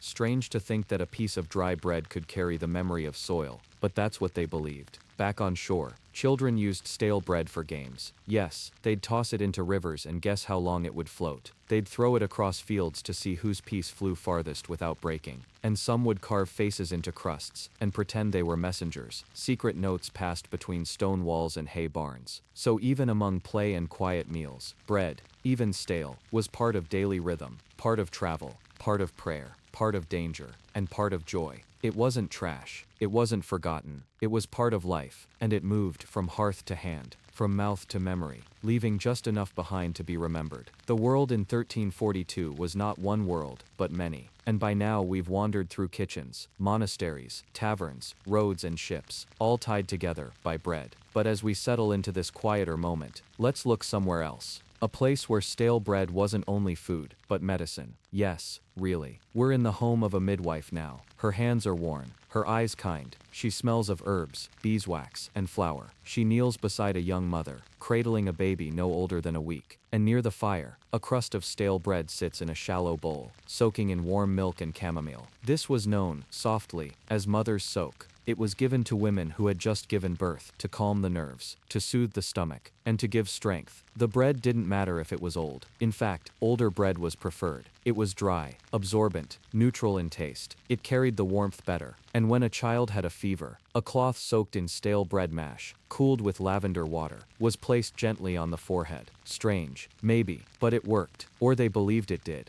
And sometimes that's enough. Now, drift with me to the corner of a healer's workshop. Jars everywhere, labeled in worn Latin script, dried plants, crushed roots, tiny bones, powders, and right near the window, a small cloth bundle. Inside, bread, old, hard, wrapped tight with rosemary and garlic. This was the chest pillow, placed beneath the head, or chest of someone sick with cough or grief. It was believed to pull out the sorrow, and return dreams. And what about those without healers, without herbs? They made do. They took bread too dry to eat, and ground it into fine dust. That dust was mixed with salt and wine vinegar, to scrub wounds. Did it sting? Absolutely. But it cleaned better than water. Some grandmothers even believed that placing a stale bread crust beneath a child's mattress would stop nightmares. No one knows why, but mothers did it anyway. And children slept better. Maybe it was magic. Maybe it was memory. And one of the gentlest uses, bread poultices. Take old bread, soak it in honey and goat milk, warm it in the sun, then lay it over bruises, aches or swollen joints. It wasn't just healing, it was comfort. Bread touched skin, bread cooled heat, bread soothed breath. But it wasn't only in villages and farms that this happened. Even nobles, people with silver spoons and silk robes, relied on stale bread. Their cooks used it to bind sauces.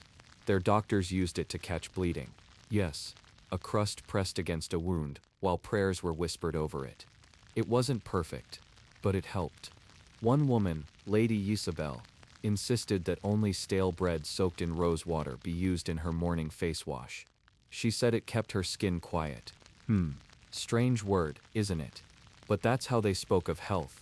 Not in terms of beauty, but stillness. A healthy body was a quiet one. And stale bread helped keep it quiet. Even the dead were not untouched by bread. In some regions, a loaf, often hard and wrapped in cloth, was placed beneath the head of the deceased. They called it the cradle loaf. Symbolic, meant to lift the soul. Just as the first cradle lifted the body at birth, this loaf lifted it at the end. And when someone died unexpectedly, neighbors would gather stale bread from their kitchens, crumble it into the soil, and mix it with flower seeds. They'd scatter it in the yard. It was said to keep the grief grounded, to keep the spirit from wandering. In a world without medicine as we know it, without machines or cold white rooms, bread, Old, quiet, and familiar, was one of the gentlest forms of care. It connected the mouth to the heart, and the body to the earth. Now let's pause, just for a moment. Let's listen. Imagine the soft crunch of a crust being broken, the sound of a spoon scraping old bread from a bowl, the whispered thank yous, the quiet chewing. It's a humble sound, but behind it years and years of care. But in one small town near Lyon, a bread healer, an old woman named Mira, was known for her evening pot. It was always warm, and always filled with scraps of stale bread, crushed figs, dried herbs and goat milk. She gave it to anyone who came to her, sick, sad, or just alone. One traveler wrote, "She fed me without asking my name, and I slept without dreams." That's what stale bread could do. Not just nourish, but ease. Quiet the body, quiet the mind. Even in a time of storms and sickness, there were corners of calm, and in many of those corners, there was a piece of old bread, doing something small, something kind. The year is still 1342, but the light outside is changing now. The days are growing shorter, the nights longer, and bread, even the old dry forgotten kind, is still everywhere. But this time, we don't begin with the living, we begin with memory. Have you ever wondered what's left behind? When someone leaves a home for good, a few pots, maybe a scarf, a wooden comb, and often in a drawer, wrapped in linen, a loaf of bread, hard as stone. Some called it bread for the soul, not to be eaten, but kept. Sometimes passed down from mother to daughter, sometimes hidden in walls, like a quiet charm, to keep the house safe, to keep the spirit grounded. Old bread, not waste, but witness. In parts of Bohemia, families would mark each loaf with a tiny cross before baking. When it went stale, they'd hang it above the hearth, to keep hunger away. Or so they believed.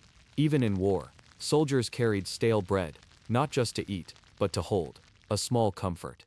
It reminded them of still mornings, of kitchens, of people who waited. Not every soldier lived to eat it, but some were found with dry crusts still in their hands. You see now, don't you? Stale bread was more than just food. It was a part of life's rhythm. Baked, broken, shared, forgotten, but never really lost.